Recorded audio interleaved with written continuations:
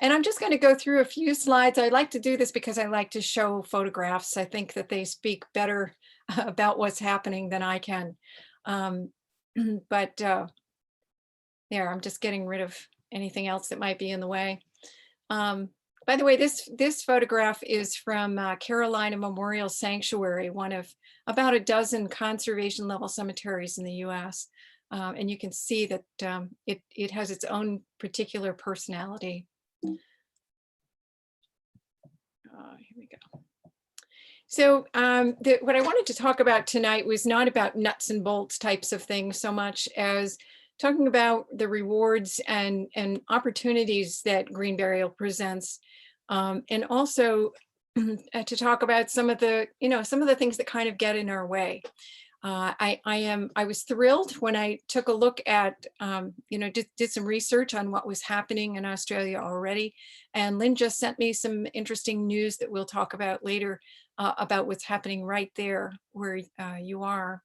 But to talk about the opportunities first, I think that natural burial is the key to opening some doors that have been closed to us for quite a while.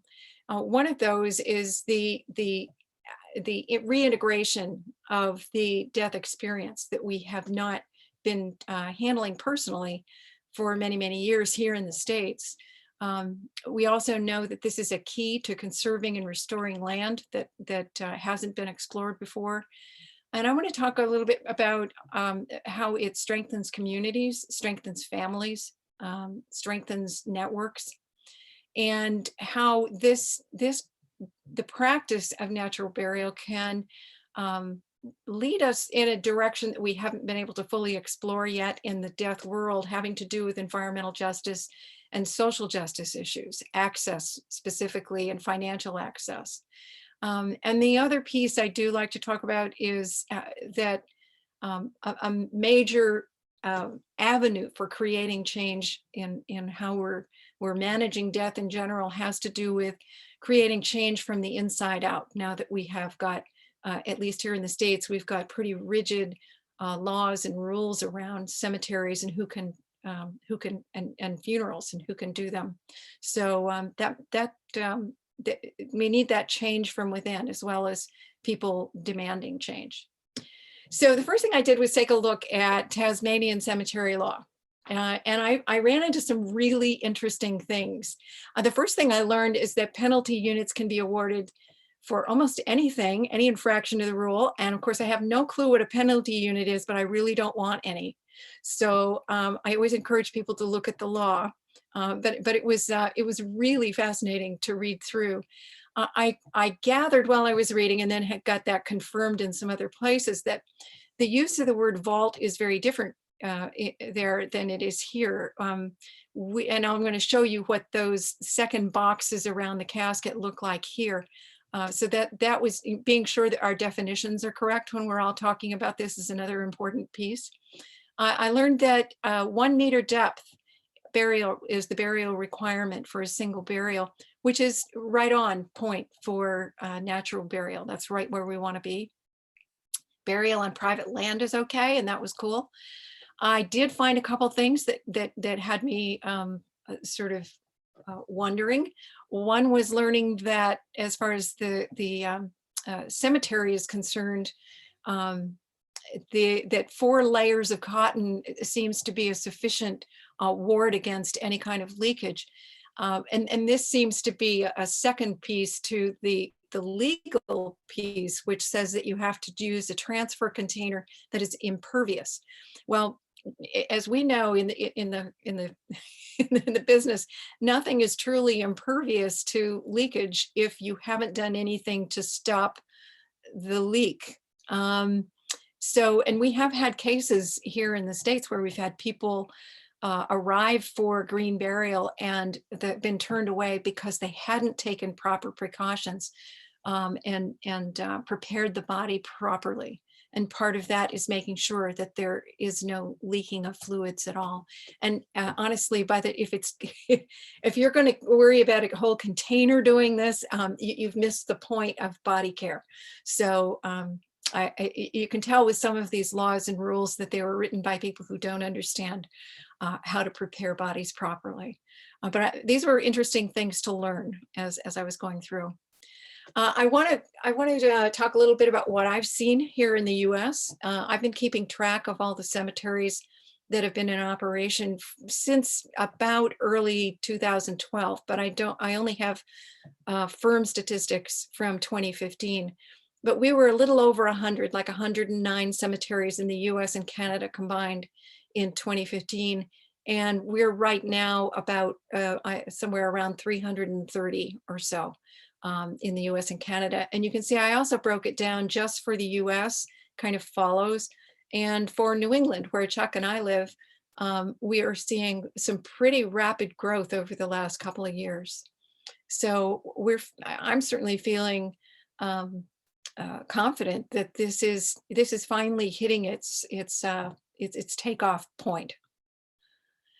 What natural burial entails, I mean, I'm assuming that you probably know a great deal about it, but as far as the rest of our conversation is concerned, I just wanted to say there are no vaults, the ones that I'm going to show you. And we do use biodegradable containers. So we'll take a look at some of what those look like here. And I like to suggest that we use non-invasive, non-toxic body care methods and techniques. You'll often see no embalming, and you'll find that many cemeteries choose to say that, but many don't. So we want to be clear that embalming itself, although not a natural way to care for someone's body, the materials that are involved are not necessarily the worst thing about to put in the ground. They do dissipate fairly quickly. At least the formaldehyde does. Unfortunately, there are other things in that fluid that don't. But I'm more interested in body preparation that doesn't do what most embalming does. Even if you're using non-toxic embalming fluids, we tend to say, please just don't do any of that. So that vault that we're talking about here in the US looks like this. And as you can see on the far left, we've gotten so industrial about it. We're craning in these mostly into military cemeteries.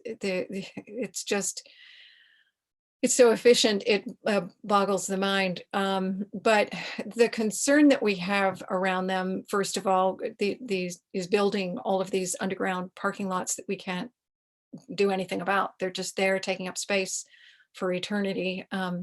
The other piece that we are concerned about when we do talk about the embalming and about the care of the workers, the herbicides and pesticides that are in all of our cemeteries now, we're trying to eliminate that as well. So we're concerned about embalmers, funeral directors, cemetery maintenance workers, and so on. They are all at great risk for increased exposure and the possibility of different types of cancer, neurological diseases.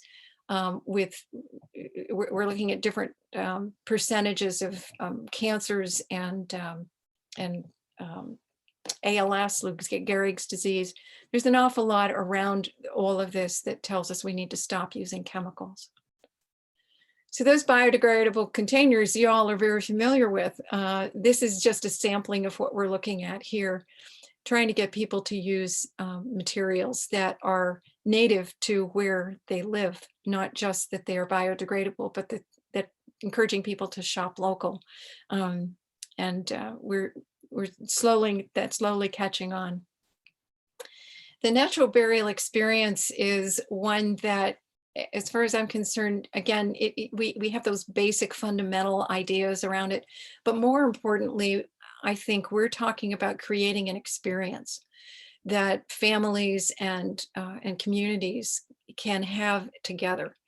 And the first piece around that is the idea that we are carrying our own dead, both physically and emotionally, carrying the grief together. And that shows itself in no better way than the gatherings that we're having at graveside, and the processions that that happened prior to the burial itself. Those processions often will occur along pathways and trails, some of them handicap accessible. So we're also trying to build that in, again, better access for everyone. But what happens along that way is that often the party will stop and have a recognition, a poem, a song, something along the way. And then when everyone gets to the grave, we certainly can have formal ceremonies, we can have spontaneous things happening. But the sense is that when people move from the parking lot into the grave space, it's quite clear delineation of public space, normal time into liminal time, and that sense that you have moved to someplace else in your experience. And that continues with all types of participation. You'll see this fellow couldn't be happier than to have gotten to grab a kid shovel and help. No one, I mean, it helps people. They feel better when they can participate. So we have the digging of the grave, we've got the lowering of the body, and we have the filling of the grave as well. And when that's all done, and we always mound over the top so that we have plenty of soil to simply settle. And we will probably, most cemeteries are going to have some type of stone that is native, usually found on the land or very close by. The idea being that we're leaving a different kind of legacy here. We're not just leaving a bunch of monuments and stones. Most people who are choosing this are doing it very deliberately with an idea that they are contributing to the earth in a different way.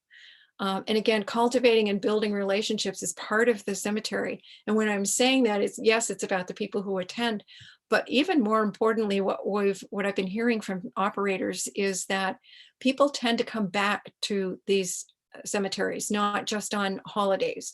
They come back often to birdwatch and walk and picnic and do different types of activities that are occurring on the land. And not only do the operators get to know the families, but some of the families are getting to know each other. This is a whole different way of viewing how a cemetery contributes to a culture. So here's some of those processions. I always like the ones where they figure out some kind of way to get the casket or the shroud in. These are just a few of my favorites, but there is that sense, even as you're looking at photographs, still photographs, you can see that there's something going on there. The environmental benefits certainly are a big piece of this. The science around decomposition is very much misunderstood. We're doing a great deal of work to try and create new research opportunities in order to convince people who, if they stopped and thought about fifth grade science for a minute, they'd probably have the answer, but it's hard for them to picture. But our bodies are organic. They work very well. Soil does a marvelous job of filtering out all the impurities, all of the heavy metals and so on bind and they don't travel anywhere. Bodies don't go anywhere. And so there's no problem with water either. I mean, we're all careful about where we put regular cemeteries. And the amazing thing is that everything that goes into a cemetery that actually does cause any kind of leaching at all is we've been able to prove are the things we put into the grave, not the body. So we have a lot of work to do to convince people of this. There's an automatic issue for them, but the science bears out that, gosh, we've been doing this since the beginning of time and we're not having any problems. So why would we now? Another thing that's happening though is that we're changing the way that we're viewing cemeteries. Instead of seeing them as warehouses for the dead in those concrete boxes that you're seeing there, those underground parking lots, we're trying to get people to shift their thinking to seeing this through the lens of conservation. So that the first piece is looking at what we're doing as a conservation strategy. And on some of the land that we're conserving, we'll bury, not all of it. And so we're, it means that we have to be rethinking how we manage the land. Best practices for this type of cemetery are going to be very different, and maintenance and the costs of all that are going to be very different from a conventional cemetery. Those secondary impacts, and this is one that if you've ever been involved with a land trust, this is really important. If you're going to maintain the land that you've been able to steward, and to acquire more land in order to protect it, you need people to pay up. And one of the things that happens in these burial grounds is that when families have someone they love buried on the property, they are more than willing most of the time to financially support the organization and the land trust that is holding that land. So it becomes a cycle of caring. So the land trust and the cemetery is caring for your loved one while you care for the land and the group. We're also looking at these lands to, again, expand the definition of what we view as a cemetery, that we want to be using these lands for something more than burial space. In conservation terms, there are different types of outlooks around conservation. One is, that pretty much you purchase some land, you sort of nail it down, and then you just sort of throw away the key. You want to protect it. You're not going to have any activity there. You're not going to have anything unnatural happen there. And then there are community conservationists, and that's kind of who's picking up the torch on this. We're the ones who want to see more weddings and baptisms, and more tree and flower identification classes, bringing students out, using the property as an educational laboratory, using it for recreational means. A little cross-country skiing in the cemetery is something that I'm kind of familiar with, and I like the idea. So more and more outdoor recreational and educational opportunities here. This changes our view of them, and encourages people to participate more. And again, back to the having working models around this is really important. We're finally there. We finally have some idea of how we can construct these, and how we can, based on different types of models, develop different types of sustainable management practices. So best practices for conservation, best practices for cemetery operation.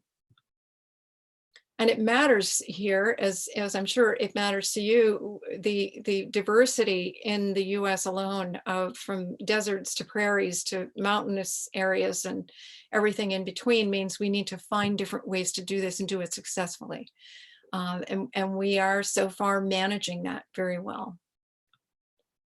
So the personal benefits, and these are very very much about the individual, even though we're looking at this in a broader terms. But I do like to come into this because I've seen people at these types of events where they're there with a crowd, but they're clearly experiencing something on a cellular level. And I think that's one of the things that happens during this experience. And being on the land for that individual, not just that family who has a loved one there, but that individual, understanding what that relationship is, their relationship is to the land, can happen in a moment's experience. And we need to be encouraging that more, particularly as, we're seeing ourselves, at least here in the US, having struggles between rural and urban perceptions of the world. The more of these opportunities we can create, the better it's going to be for all of us. These spaces encourage a sense of spiritual safety. And I think that's why people keep coming back to them in a way that they wouldn't to your standard, ducks in a row monument cemetery. And the feeling of belonging to that land, once you have engaged in this way, is much stronger. So I think this is something to be paying attention to. The connections that people have to the land are interesting. We encourage children, of course, to participate in this. Many do. Even pets. We have a lot of pets coming to events. The last picture I want to show you, because this is starting to pick up too, using QR codes and so that people can come to the cemetery, come to the gravesite, and be able to pick up on their phone a pre-recorded um, uh, eulogy to that person, life story of that person, images of that person. So using in one way, natural burial, is sort of looked at as, oh, going back to the old times, doing this in a more simple manner and so on. And it absolutely is. But we're also going to take advantage of using as much digital technique as we can in order to bridge that gap. We don't live in 1850. We live now, and we need to find a way to integrate these perspectives. And I think we can do that successfully. Funeral service itself is, and this is part of why I'm excited to be here, because Tender is doing this in exactly the way that I'm starting to see it with many of our progressive funeral directors. You'll see Amy Cunningham on the right here, a dear friend who has done, she along with a couple other people, Shar Barrett in Washington State, and some other notables who have really worked to deindustrialize professional service. Now that's a big issue for us. We have big laws about it. You can't do a whole lot of things without getting accused of practicing without a license here. So very important for there to be these progressive funeral directors who are saying, you know what, I don't lose anything by bringing families along here and by empowering these families. Incorporating body care, family body care. I mean, why not? It just makes sense. And I know it makes sense to you. We're also including more community educators and home funeral guides. A lot of end-of-life doulas are taking home funeral guide training so that we have more people in the community. We have lots of faith communities that are have people in them who are getting educated about what to do, about body care and about post-death care, and working together with funeral directors. And sometimes we have to, different states have to, some don't. But most home funerals here do have some kind of professional involvement. We call them blended funerals. But having that, having someone in your community who is not a professional but who can help walk you through is gaining some ground as well. One of the things that I like to see, again, part of that social justice piece, is having come from a medical family myself, I know what that power struggle can be between authorities and the people that they're serving. And it's just sort of a natural, and it has been that way with the funeral industry from its very beginning here in the 1890s, where funeral directors very deliberately dressed up like doctors and wanted people to address them like doctors. So there was a promotion of the practice as a profession, when in reality here the only thing that I can't do that a funeral director does is embalm a body. So it's we part of this process, this change from within, this nurturing the idea of a continuum of care from the time of diagnosis or accident or whatever other ways people die, that those things then move smoothly through the whole process, with the family alert, attentive, and participating and engaging in what's happening. And a skilled professional can actually help that rather than take it off their hands so that they don't have to feel the pain. It's really critically important, I think, for us to be bringing that group along. And last, I want to mention that overcoming some of the challenges that we're facing, that I imagine is kind of universal when you're first starting out with trying to convince people or persuade people. My old PR background comes in that we try to persuade people, and it's hard to do when what you're fighting most of the time is fear. And fear is not something that you can really address easily. There's a lot of drilling down you have to do to get there. The first way is to try to, dispel some of the myths around it. Those misperceptions are often just unconsciously borne by people. They don't often know why they believe what they believe. Like the fact, their fact that dead bodies are dangerous. Well, of course they're not. But there's a perception, and we've been brought to believe those things in some kind of sideways ways. And addressing the fear is really our biggest issue. So education around this, more and more people talking about it, more and more people seeing, experiencing. And this is what green burial does for us. It gives us an experience where we are standing there with other people going, hey, this didn't hurt. This is actually working. This makes sense to me. So that's what we have to be working on. Another issue that we have here is that we do have a lot of funeral directors and cemeterians, lots of local officials. For the most part, our cemeteries, of course, are run by local people that we either elect or who are appointed by local governments. And they might be reluctant to consider change because, hey, it's change. So we have to do a lot of work around that too. And I think that the last piece that I see being really a real obstacle when I'm trying to explain this to people who have let their guard down, my local cemetery trustees, they're ready to listen. And then what I have to deliver for them is a model or a set of models for how this actually works. There's a lack of technical understanding around this. You would think it would be pretty easy, but we make everything more complicated when we can. But by developing some models that we can use to talk to people about this, I think that's going to open things up. When they see success, they have a blueprint, and they see that everyone around them is asking for what you're trying to accomplish. I think those are the three main pieces that are going to help us get where we want to go. These are some organizations that, if you haven't been clued into them before, you want to grab and take a look at. The Green Burial Council, the Conservation Burial Alliance specifically are, I keep on loading lots of information on them, lots of writing on them, lots of infographics and everything else I can find or concoct in order to help people with the tools that they need in order to approach the authorities that are going to make the difference here. So grab those if you can.